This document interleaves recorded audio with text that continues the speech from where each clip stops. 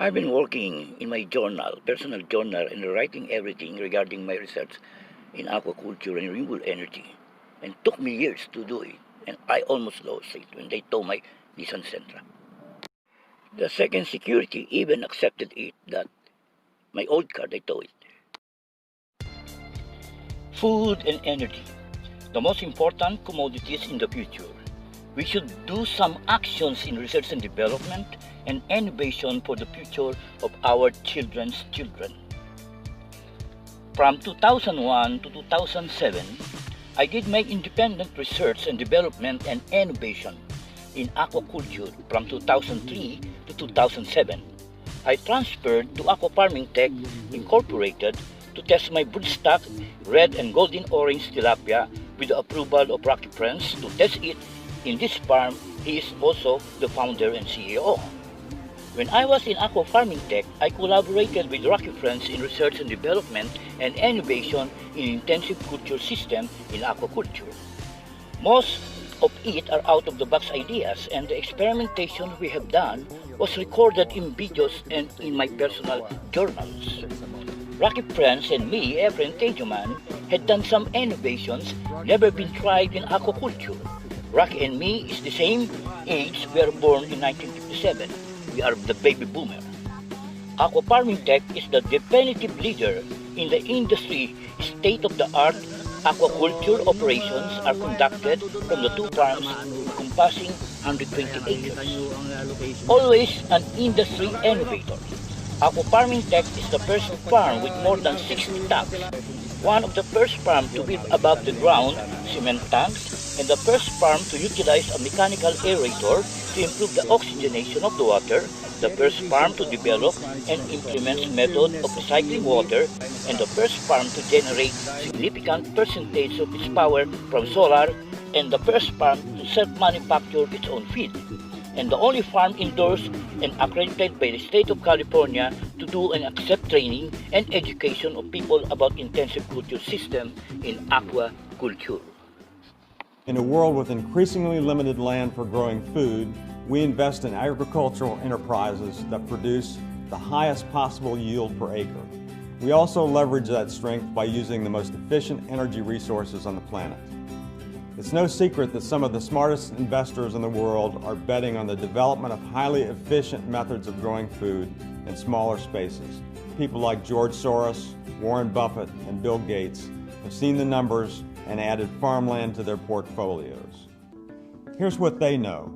The world's population is projected to be 40% higher by 2050 than it is today. That's not far down the road, and yet our farmland is shrinking every year. An estimated worldwide equivalent of 40% of California's agricultural land is lost every 18 months, which will result in a dramatic increase in the cost of food. But there's hope and opportunity. There are methods of farming that can address these frightening numbers and help feed a hungry planet while generating profits for forward-thinking investors. In short, a chance to do well by doing good. In this respect, New Global Energy Business Unit, Aqua Farming Tech, has been at the forefront of developing and implementing the most advanced sustainable methods of producing premium seafood since 1993. Its operations are located just east of Palm Springs, in the heart of the Coachella Valley in California. When Aqua Farming Tech started, global aquaculture accounted for less than 10% of seafood consumption. Now it's about 40%. The United States imports about 86% of its seafood, only half of which is wild caught. In fact, what looks like a brilliant idea now had its critics 20 years ago, as our aqua farming manager, industry legend Rocky French explains. When we started, everybody was thinking that we were crazy because we're trying to build fish farm in the desert. It turned out this is the very best place to start fish farming. But as ideal as the Coachella Valley is for growing tilapia, this type of farming also has its pitfalls. In California and elsewhere, other fish farms have shut down as a result of three persistent issues. We're fortunate that Rocky and the rest of our technical team have met these challenges. High density type of fish farming, you're faced with like three major problems. Electricity, feed, and water. In our case, we were able to mitigate our problem by putting a solar array. We save about, actually we save about 80 to 90% of our electric bill already. The second issue was water use. And of course, in the farm, we're doing recirculation. We pump the water, it goes into our reservoir, gets cleaned up by the water vegetation. Well, one of the major costs of fish production is feed. We figured that if we could build our own feed mill, design our own feed, and have better control on what type of ingredients that we could put in the feed, this would be a major contribution to the production of good quality, sustainable type of fish. In addition to producing our own feed, Aquafarming Tech has developed a proprietary fish feeding methodology that is projected to save up to 70% of the overall feed cost. The program involves feeding our fish green algae for the first 4 months in the grow-out ponds. In their natural environment, tilapia, which are vegetarian, feed on nutrient-rich algae and other aquatic plants. This sustainable technique dramatically lowers the feed cost, and the oxygen-producing action of the algae reduces electricity costs by diminishing the need to run mechanical paddle wheels to aerate the water during the day when the electricity rates are at their highest. By successfully solving critical cost issues that confront fish farming in this area, we lead the industry in tilapia farming, and we are in a position to acquire or lease other California fish farms as they have closed. Because Aquafarming Tech has perfected high-density aquafarming, our yields are much higher per acre than traditional fish farming. Most farms yield about 1,200 to 1,500 fish per acre, while we average 30 to 35,000 fish per acre. New Global Energy on the show with us today. Perry, welcome to the show. Hi, how you doing, Michael? I'm doing great. All right, Perry, I was looking at your company. When it comes to food, you guys have got it covered. I can't wait to get into the moringa, but first, let me back up a little bit, and please give us the depth and the background of the management style that you bring to the table.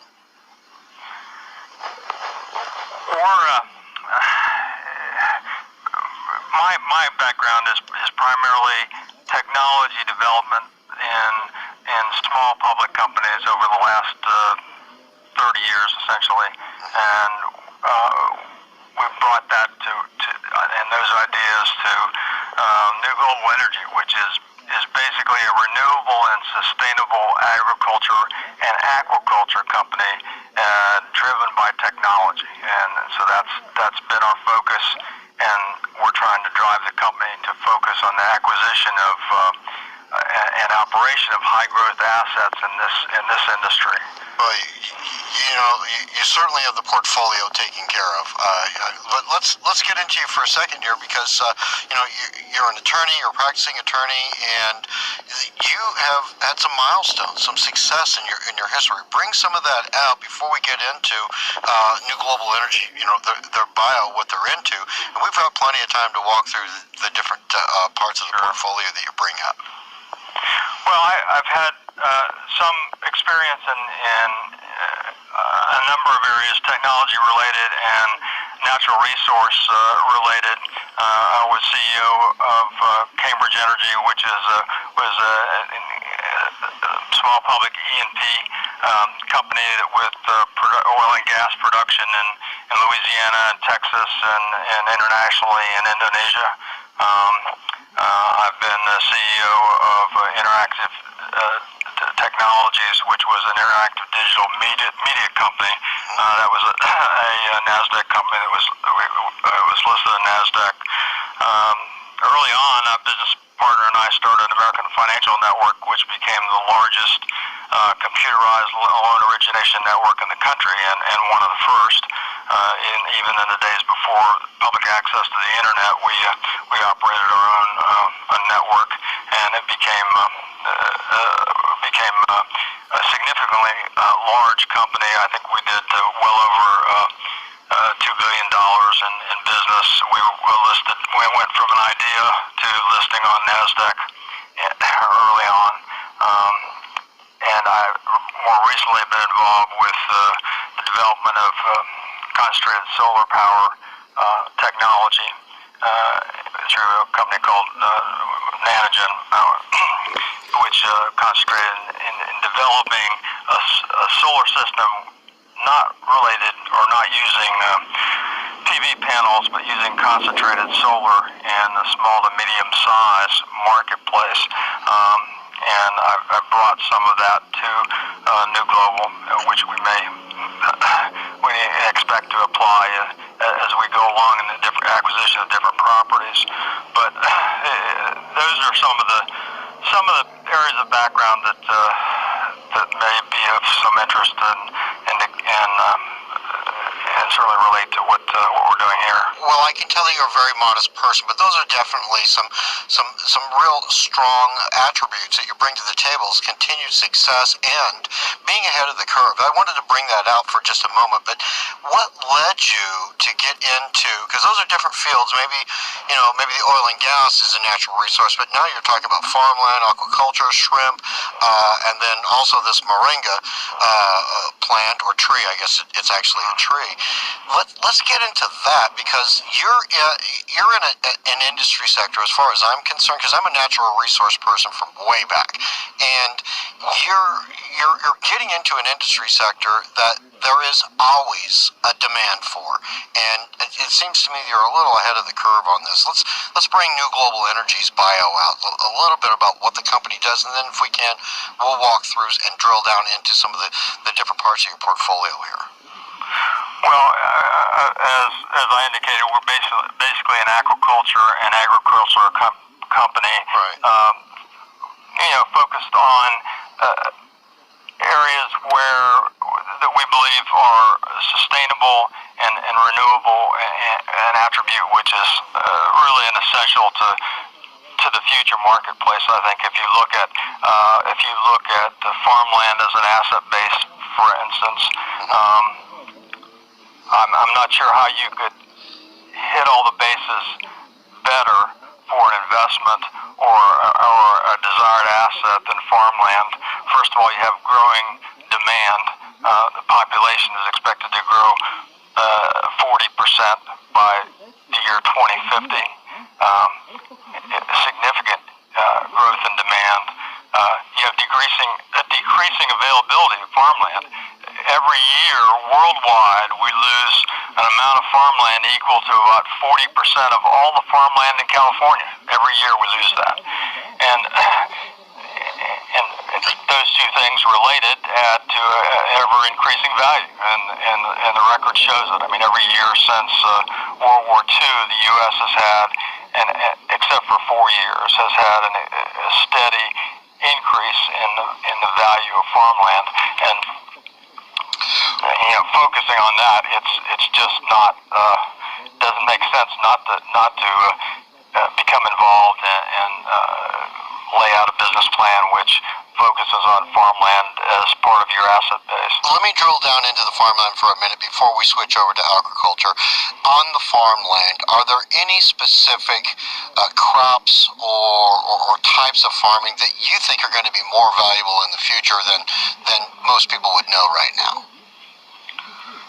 Well, obviously by the areas that we focused in, we believe that aquaculture, which we'll talk about in a second, is an area, and some of the things we'll talk about, you'll see why it actually becomes obvious why that's a focus. We're trying to focus on crops that are make the most efficient use of farmland and crops which we can make a difference in applying technology, where we can reduce costs through the application of things like solar energy and feeding technology and those types of things. So in essence, what you're doing is you're through your farming, you're lowering the energy costs, you're protecting the environment, and you're creating food. When I was doing my independent research in aquaculture about intensive tilapia farming, it really opened my mind to really explore and learn a lot of things. My ignorance is my best teacher. For 7 years of putting 100% of my time studying the industry about aquaculture, it covered also marketing, production, product development, and how to be off the grid in search of renewable energy, self-sufficient in quality feeds production in the future of the industry. My intellectual property that concerns about this industry, trade secrets that I learned, gathered, my documentation in videos, aside from my journals and personal notes, some model system we tried and worked beyond our expectation and passed Rocky Friend's strict and meticulous standard to be used in his production, we were able to formulate some new solutions so valuable in the future to be used once I finally decided to venture in aquaculture or share it to the right people who believe in us for the advancement of the industry. God bless. Rocky Friends is the founder and president of Aqua Farming Tech, founded 1993. Rocky Friends, to whom I collaborated in research and development while doing a feasibility study in aquaculture for my own company, which I did an intensive study and educating myself as an independent researcher from 2001 to 2007. Rocky Friends, a visionary in aquaculture in the 21st century, decades of dedicated innovation and research to whom we have envisioned that someday the fruit of our labor will be recognized, not for monetary gain but as a contributors in the advancement of the aquaculture industry. Like Rocky Friends, we are willing to go out of the box, ideas that are crazy, and we are motivated by passion and seeking the truth. Year-round production of red tilapia fingerlings for local growers monthly, an average of 10 grams, the Desert Fisherman Hatchery, the only local company whose objective is production of quality fingerlings and continually do research and development for the benefits of the industry. We had the technology, knowledge, expertise, and competent people to produce year-round of quality fingerlings. The company's vision is to be a team player to achieve the ultimate goal of creating a feasible operating system for industrialized tilapia farming, which will be the world standard tilapia, the fish that can feed the world. The first feeding miracle of Jesus Christ is the miracle of the 5 loaves of bread and the 2 fish. The live tilapia market. Only local supplier, no outside of states or foreign competitors, short of supply to meet the demand of the market. The demand is weekly, year-round, not seasonal. The average weight is 1 pound. 1 tilapia, 1 person. Tilapia growers are concentrated here in Coachella Valley because of geothermal source of water. They can grow tilapia year-round, and for the past decade, they are supplying weekly the local market. However, the local growers do seasonal spawning ever since tilapia farming was introduced here in California. The spawning season starts in February or early spring and ends in August. Most of the tilapia growers followed the pioneers. There is a massive production of fingerlings during spawning season and stand some to be your surplus for the rest of the year. The grow-out tanks of the farmers are in full operation year-round. For a small farm, this cannot be that much to fill the loss of the profit. For tilapia farmers who expanded their operations are the ones suffering because of the high cost maintaining their operations year-round, high cost of feeds, electric bills, plus price of live tilapia is not stable for the past decade. All the growers are concentrating in their grow-out tanks and ready to spend money in getting the latest technology and equipments. Once you do seasonal spawning, there should be months where you should not have any sales at all. This is my recommendation. Monthly is the best approach to this kind of demand of the market. That is the monthly spawning. The outlet can only stock live tilapia good only for few days. Aquarium is where they stock their produce. Monthly spawning was never been done by the local growers because it requires a good technical know-how and skill. Monthly spawning needed a specialized controlled spawning ponds and hatchery. Synchronous tilapia spawning also needs a special knowledge and skill. That is why I formed the company, the Desert Fisherman Hatchery, the only local company to do the year-round spawning of quality tilapia fingerlings. All my projects are all on hold due to what the corporate pastors have done to us. But God will show us the way, the truth, the life. God is an overseeing God and God of order and justice. Have patience and don't lose hope. Faith in Him, Jesus, will be your strength in facing any trials and tribulations. Amen to that. Our experiences are what makes us who we are, can never be undone. I became a vessel to expose the cancer in the upper leadership of a Christian church and to seek justice for those who experience such abuse from MPD pastor that corporate churches ignored. The scar was so deep that only the victim can feel it. As Dr. Sam Backman described, a narcissist reacts with a supreme rage to the slightest mistake. He will punish severely to what he perceives an offense against him, no matter how minor, and all of these abuses. The narcissistic rage is the response of a narcissist to anything they perceive as a threat to their ego. Their control of power is sometimes this is deadly, where all premeditated and the victims are kept in the dark. They are kept off balance. Needless to say that the dependents of the source of justice are manipulated for their advancement to secure the victim, the one at fault. What makes the MPD pastor so evil is that truly do not have empathy and no compassion. The narcissists don't treat the victim as a full-fledged human beings.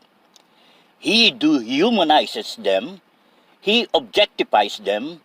By dehumanizing and objectifying people, it attacks the very foundation of human interaction or dignity of a human being. Abuse was so horrid, so repulsive, so phantasmagoric that people recoil in terror. They are horrified that when their defense are absolutely down, it is then they are susceptible and vulnerable to suffer to the maximum the abuses or narcissistic rage. The abuser control is at the maximum when the victim's psychological state is at its lowest. Many in charge would like to attribute the decline in attendance at Christian churches to the hedonism and frantic phase of the wider culture, but the truth may include the fact that in many congregations and denominations, the church is dying from within, from the preponderance of NPD leadership and those impotent in responding to this evil. For all the progress that has been made in the church, in stepping up, aggressive awareness, education, decisive response in protecting children from the church top predators. But there has been no visible address to the comparably destructive evil of MPD leadership. The conventional wisdom on managing individuals with MPD is usually directed at victims who have become entangled with one in the course of their life, employment, or spiritual life. The wisdom is valid and good for those in such situation to get away and stay away from the narcissist and then completely ignore them.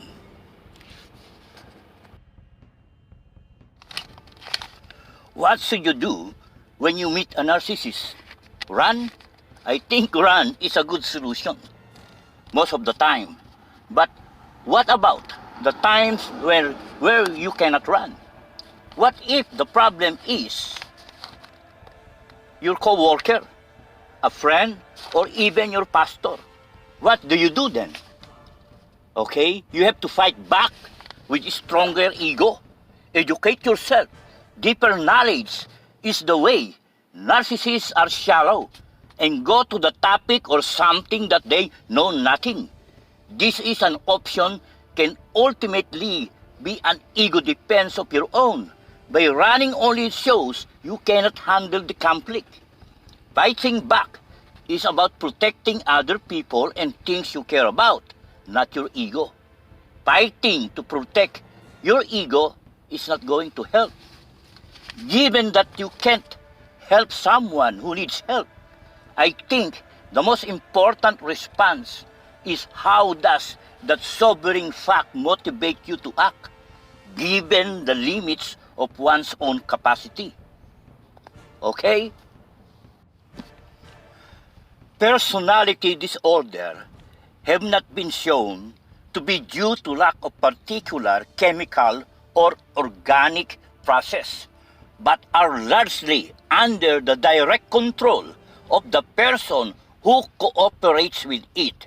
Essentially, a person with narcissistic personality disorder is not mentally ill in classic sense because they are deciding to behave the way they do and in full control over it. This is why traditionally some mental health disorder will mitigate criminal actions, not guilty reason of insanity plea.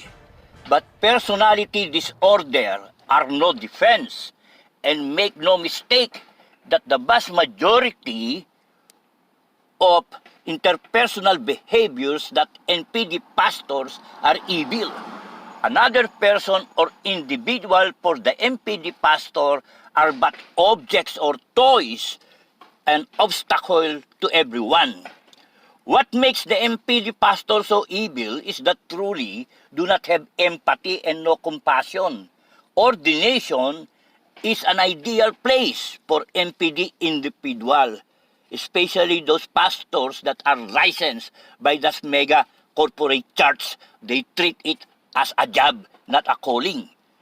Okay? So this MPD individual that been licensed, okay, as they then have built-in adulation. Everyone respect a pastor, right?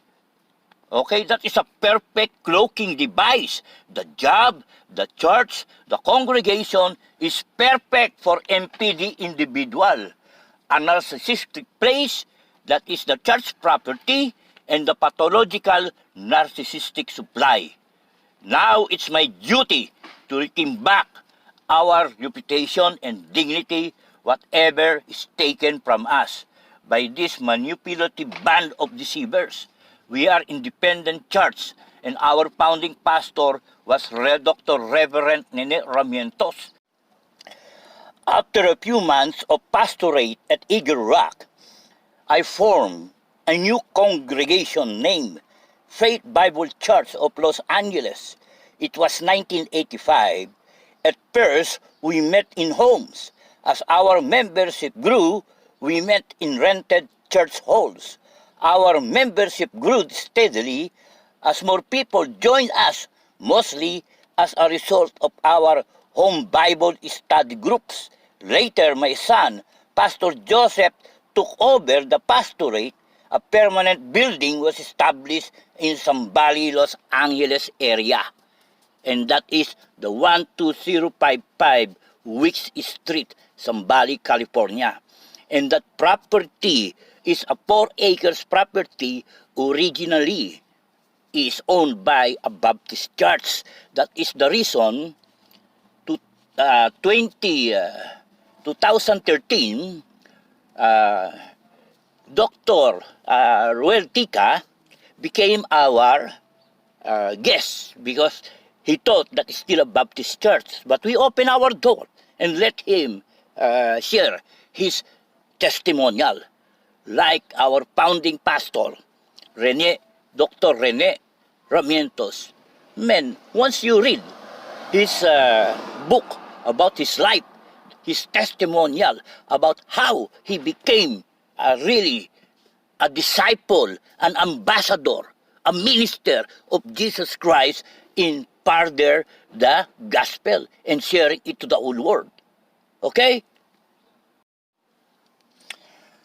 The property was paid off, and we just entrusted the title of the property. And now, the International Church of the Foursquare Gospel Incorporated, claiming they are the original and real owner, as stated to the summon served to me June 16, 2015. Okay? When a victim of narcissist abuse turns to the people for help, their claims are never fully understood, and most people fail to appreciate just how serious are the topics, such as financial abuse, really are, and just how much damage they cause. Having your money stripped away from you and having someone have control over your finances and what you are allowed to buy is not only degrading, but it also causes many further problems for the victim. The Foursquare Church dissolved our church, the Faith Bible Church of Los Angeles, California, aka Zambali Foursquare Church.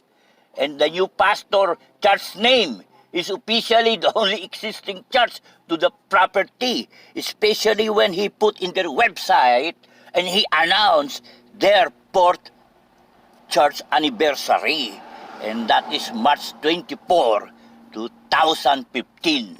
My golly, now we now know that when they came, they already have a plan to steal our property. Oh my God. And because I am the property custodian, I am the first one that they really harass. My God, now the picture is now becoming clearer and clearer. I believe these are the worst type of manipulators. I say they are the worst because they will do anything in their power to get everyone to believe they were wrong. They never take any responsibility for any problems they may be involved in, and always look to blame someone else. They don't respect others but demand respect for themselves. When you point out their inconsistencies, they accuse you of being like everyone else. If they have ever felt unhappy with someone, they call and speak to everyone about it and do their best to smear campaign while the victim is kept in the dark. In my case, I was confined and isolated. And then in that small room that they called the unit number 1. Okay? And then what we're going to do right now is this one. A contingency is an if-then situation. If someone does a particular thing, then a certain consequences will follow. And the only way they learn anything is by experiencing the consequences of their actions and behavior by teaching them the game, how the game of life is played. Okay? Since the district legal representative and also the district administrator and also the one that is taking care of the insurance of the Foursquare and now is the assistant supervisor, Okay, keep on asking, do I have evidence? Any evidence? So I said, I will research and provide him what is ever needed. So this is the reason why it took us years, because they kept on ignoring every documents I submitted, and personally even gave it to Jeff Nelson, the appointed pastor from the corporate. And I even used the social media, but to no avail. I was even erased from the Facebook. My first account, Efren Maulino Tadiaman, okay, who was erased because when I addressed already it to the president and then tried to connect to the Facebook account of the Four Square, I don't know what happened. And what happened is that they removed my account, the Efren Maulino Tadiaman, but I said it's okay because the one that have a problem right now in Google is Efren Tadiaman, the one that have this eviction case against him.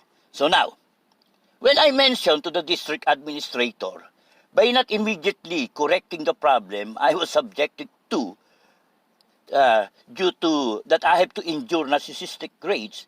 So he even asked, do I have a medical proofs and certificate? So I said, I'm going to research it. Ambient abuse is the propagation of an atmosphere of fear, intimidation, instability, unpredictability, and irritation. There is no traceable or explicit abuse. There is no wound or marks of the body, something that can be used as an evidence in the court of law. There is no manipulated control. There is nothing there, yet the air of the feelings remains and the bad omen. An ill atmosphere in the long term, such sick environment erode the victim self-worth of self-esteem. Self-confidence is shaken so badly that renders himself even more to the criticism and judgment by the society or congregation. Thus reverse, the victim is considered mentally deranged and the abuser, the suffering victim. Okay? This is what my Blano, Silito Cometa, have posted when he answered, he made a comment. And this is what he had written. My most painful wounds came from and inflicted by men from the church. If it happens to you, blessed are you, for Christ is teaching you through humility, for nothing could offend you more than those we are supposed to and commanded to love. Then this is my reply. Brother Blano Silito Cometa, like Jesus, when suffering at the cross and being mocked by the Jews said, Father, why have you forsaken me? How painful the people you are saving are the one humiliating you. After serving the church for 7 years while helping them because the church is dying within, okay, these sociopaths, okay, when they took over the property, they isolated me in the small room for almost a year in the fellowship hall. Only 1 or 2 checked if I was still alive. Some gave foods in secret, and that is Don Jose, and they were even stopped not to feed me. Okay, they even what? The food that was kept by Don Jose in the refrigerator, mean they even trust it. What a Christian character. Okay. And those sociopaths tried to break me physically and emotionally. But my faith is so strong. Now, these sociopaths are accountable to their action. I was so busy preparing all the documents for the labor case, and I was not eating properly, and I got no money when they isolated me. So I was left all alone, and I lost a lot of weight, and I look so haggard, and this is the wrongdoing of the sociopath, and they got even scared because they think I might lose my mind and do something stupid. See how stupid these sociopaths are? By isolating me for almost a year, trying to break me down. They got me even scared when when they saw me, I lose a lot of weight and my hair is so long. Anyway, that's the way it is, man. So now, and then how stupid the sociopaths, after isolating me in the video room, they realize I got an access to the most important tools I need in preparing a case against them. And that's my computer with an internet access. Again, they fabricated a case and partly humiliated me in the court of law. But God is good, it backfired, and the judge threw the case. However, those sociopaths even announced at the pulpit they won the case. What a character. And they even branded me that I have a Satanás spirit. Now we will see who have that Satanás spirit, me or them.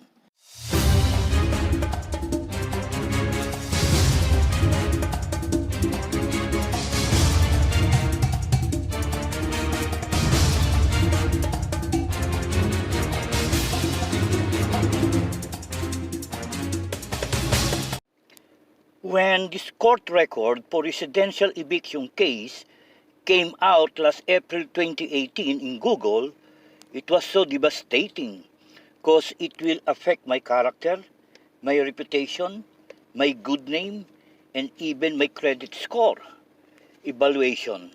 And if I will apply to rent an apartment in the future, it will be hard for me. By the stupidity of some sociopath, I have to do a lot of explaining to my family, relatives, and close friends who knew me, wants to know the truth. Okay?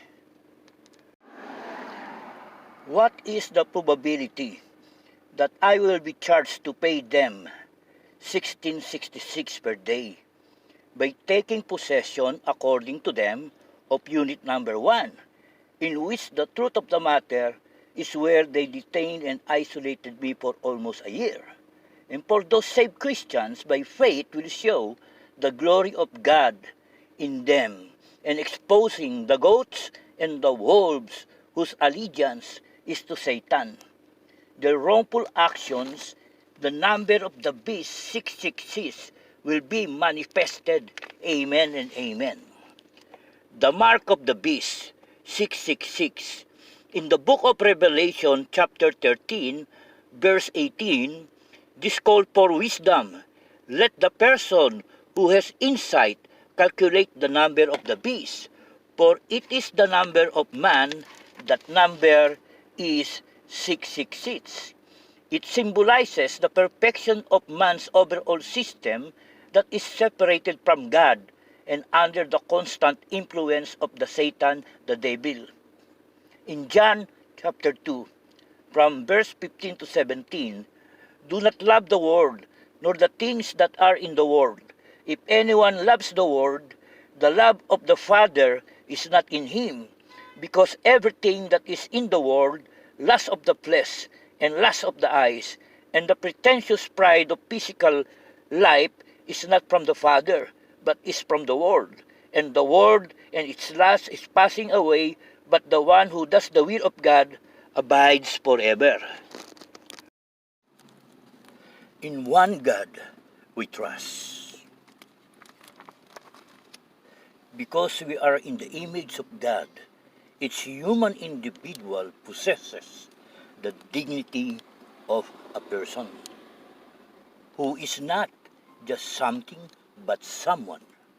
We are capable of self-knowledge, self-possession, freely giving ourselves, entering into communion with other persons. As a researcher, innovator, inventor, and developer of new technology for the advancement of science and technology, I have done an intensive research and educating myself about some laws. And took me years to present my case in a legal, biblical, Christian, and logical manner. As a founder also of a corporation, and in the process of building a company, which are all on hold due to the wrongdoing of these small-time employees of a mega corporate church. Churches are institutions that are so vocal in the protection of human dignity. The whole of the church doctrine, in fact, developed in the principle that affirms the inviolable dignity of a human person. The church has striven above all to defend human dignity in the face of every step or attempt to redimension or distort its image. God is a just God. A just society can become a reality only when it is based on the respect of the transcendent dignity of a human person. The person represents the ultimate end of society. In no case, therefore, is the human person to be manipulated. For this reason, neither his life, nor the development of his thought, nor his good, nor those who are a part of his personal and social activities can be subjected to unjust restrictions in the exercise of their rights and freedom. The human person may never be thought of only an absolute individual being built up by himself and on himself, as if his characteristics, traits, depended to no one else but himself. Man exists as a unique and unrepeatable being, and nobody is above anybody in the eye of God. In Isaiah chapter 13, verses 13 to 15, the Lord takes his place in court. He is the great prosecuting attorney, presenting his case against his people. The leaders and the princes will be the first to feel the Lord's judgment. Amen to that. The righteousness of God as the central kernel in the idea of religion. This is the righteousness of God, not as an attribute of God's character, but as the privilege of normal relationship bestowed by Him upon the believers in Jesus Christ. God's justice as a ruler of the universe and judge of men is not ignored by the appropriation of the praise to this usage. It's rather assumed as beyond the need of an argument. The righteousness of God, from another point of view, is His administrative perfection as He deals with men. God is righteous because He clears the innocent and condemns the guilty, enforces His law of equity toward all, and defends the weak against the strong, the widow and the orphan against the greedy and the extortioner. This involves more than the function of the modern judge, pronouncing upon the evidence placed before him. It includes the task of discovering the evidences in behalf of the helpless. God's righteousness at this point passes into His grace. With the Pauline idea of righteousness, the conception has run its complete cycle in the idea of sanctification, which is the complement of justification. The truth will set us all free. The corporate code of conduct, the Four Square Church, statement of integrity, lifestyle, and ethical conduct. This code of conduct describes standards to guide us in our daily Four Square Church activities. We believe that these standards are already being followed. Our goal is to commit them to writing and to ensure that they are understood and followed by the employees of the Four Square Church. And the Four Square Church is committed to the highest ethical and professional standards of conduct as an integral part of its mission. The advancement of the Four Square Church relies on its employees' honesty, integrity, ethical behavior, and good judgment. Each staff member should demonstrate respect to the rights of others, and each staff member is accountable for his or her actions. Honesty, integrity, ethical behavior, and good judgment are not merely on-the-job requirements. Foursquare employees are selected based on their commitment to Christ in addition to their particular job skills. And Brother Efren Maulino Tadiaman was not only the property custodian but also the videographer of the church Sunday services, birthday parties, wedding to funerals, and worldwide evangelism, and of the Bible Institute, LAMPS. What is a videographer job description? A videographer is a part director, part soundman, and part editor. A job as a videographer falls under the broader career category of multimedia artists and animators and documentaries. Videos were so powerful in presenting evidences. If a picture can give 1,000 of information, videos will give millions, and the internet made the social media so powerful. New laws have to be made, and some laws were even upgraded. Videos can make person famous overnight and can bring down any leader or corporation. A commitment to Christ entails a willingness to be an ambassador for Christ and living life worthy of the Lord, of the job as well during business hours. Foursquare employees must at all times live lives of purity and truth in accordance with God's Word.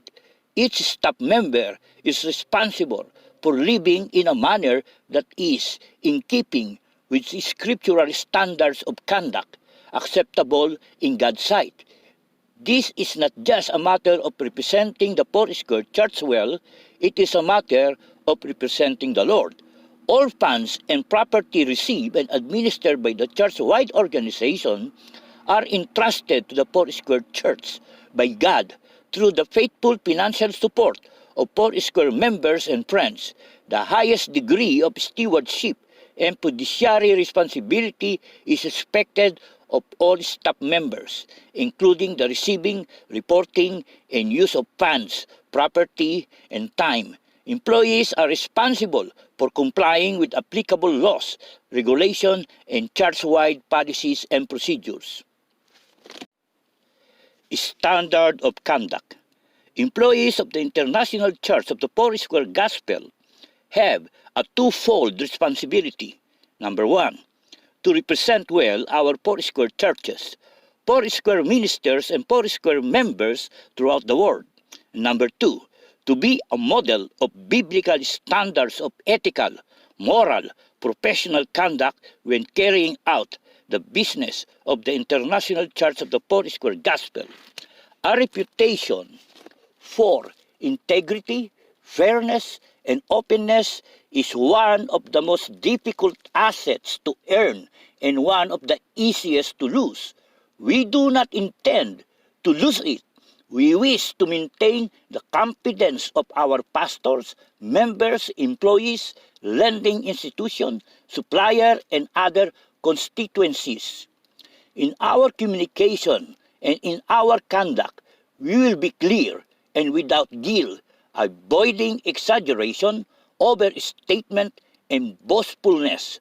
In fulfilling such high calling, the conduct of each employee is to exemplify excellence in Christian character, personal and professional activity, and faithful service to the kingdom of God.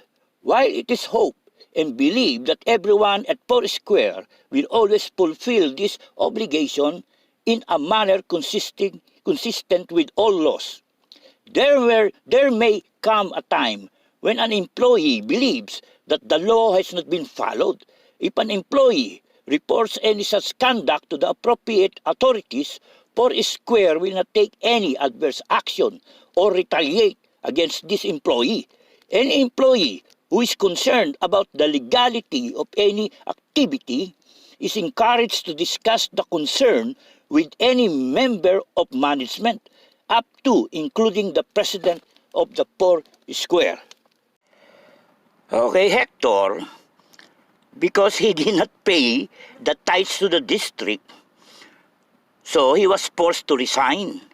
So February 15, 2015, he announced to the pulpit that he is going to resign his position as a senior pastor, and he will be with the supervisor or be spiritually educated. And then March 15, 2015, now here comes now Chong Torres, become now the ad interim pastor. Okay?